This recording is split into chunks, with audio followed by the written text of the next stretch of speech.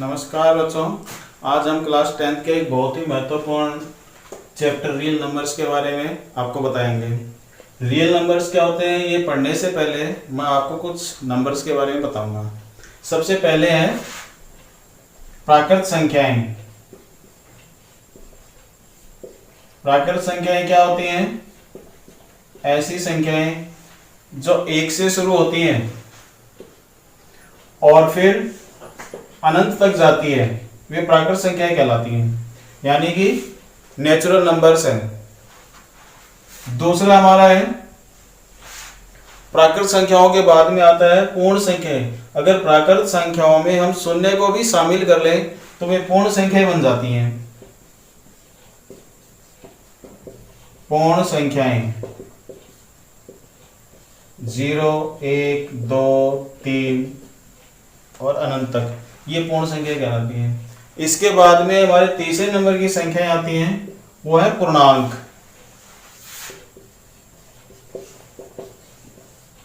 पूर्णांक क्या होते हैं?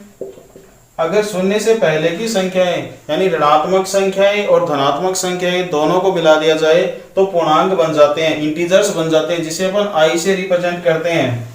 -3, -2, -1, 0, 1, 2, 3 और इन्फिनिटी तक, दोनों तरफ इन्फिनिटी तक जो संख्याएं होती हैं वे पूर्णांक कहलाती है। अर्थात नेगेटिव और पॉजिटिव संख्याएं मिलकर के इंटीजर्स कहलाती हैं। चौथी संख्या है हमारी, देखो नेचुरल नंबर है, होल नंबर है और ये इंटीजर्स है। इसके बाद में हमारी आती है परिमेय संख्याएं। परिमेय संख्या क्या होती हैं? परिमेय संख्याएं वे संख्याएं होती हैं जिन्हें हम p/q की फॉर्म में लिख सकते हैं। जैसे देखिए 3/5, 1/2, 6, 7, ये सारी की सारी परिमेय संख्याएं, यानी जितनी भी नेचुरल नंबर्स हैं वो सारी की सारी रेशनल नंबर्स भी होती हैं। क्यों होती हैं? ये भी p/q की फॉर्म में है। क्यों? क्योंकि इनके नीचे 1 होता है, सबके नीचे एक एक विद्यमान होता है, इसलिए ये सारी की सारी परिमेय संख्याएं कहलाती हैं। फिर अगली हमारी संख्या आती है अपरिमेय संख्याएं।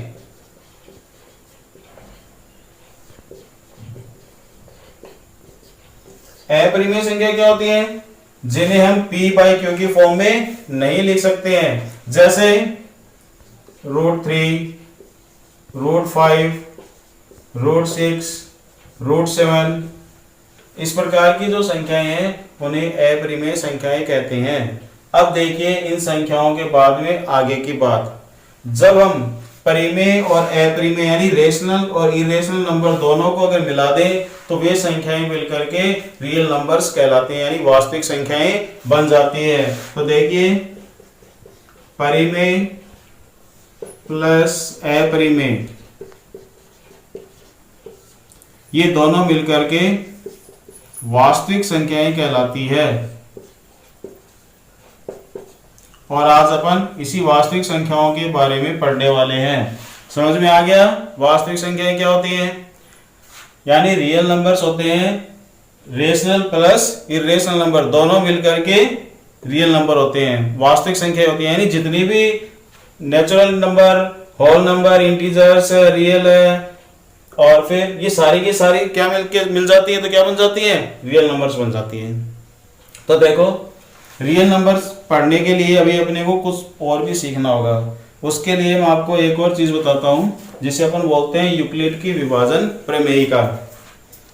देखिए अब अपन यूक्लिड की विभाजन प्रमेयिका के बारे में पढ़ेंगे। क्या होती है यूक्लिड विभाजन प्रमेयिका या फिर यूक्लिड एल्गोरिथम? सबसे पहले आप एक डिवाइड यानी भाग देखें क्या। जैसे 15 को मैं 2 से भाग देता हूं, क्या आता है? अब इसको हम यूक्लिड की फॉर्म में कैसे लिखेंगे? यूक्लिड एक ग्रीक के गणितज्ञ हैं, उन्होंने क्या बताया इसके बारे में वो देखिए।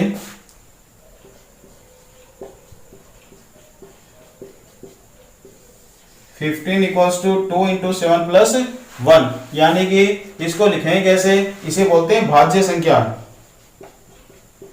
भाज्य बराबर भाजक गुणा भागफल प्लस शेष या शेषफल। यहां पे देखिए अब इस संख्या में हमारे पास भाज्य क्या था 15। किससे भाग किया, किसका भाग दिया हमने 7 का। कितनी बार 7 का, सॉरी 2 का। कितनी बार 7 बार। और नीचे शेषफल क्या है 1। तो ये हो गया भाज्य बराबर भाजक गुणा भागफल प्लस शेषफल। अब देखो ये भी 15 है और इधर भी इनका योग क्या आ रहा है 15 आ रहा है। तो ये है यूक्लिड की विभाजन प्रमेयिका। इसे अपन किस रूप में लिखेंगे, इसे लिखा जाता है उन्होंने a equals to B Q plus are.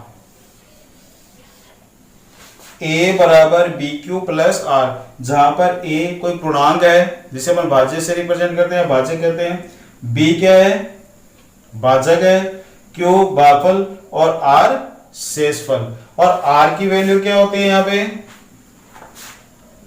r जो हमारा क्या होना चाहिए, किससे 0 से इक्वल या 0 से ग्रेटर देन, लेकिन लेस देन b से हमेशा छोटा होता है। इसे बोलते हैं यूक्लिड की विभाजन प्रमेयिका। ये यूक्लिड एल्गोरिथ्म।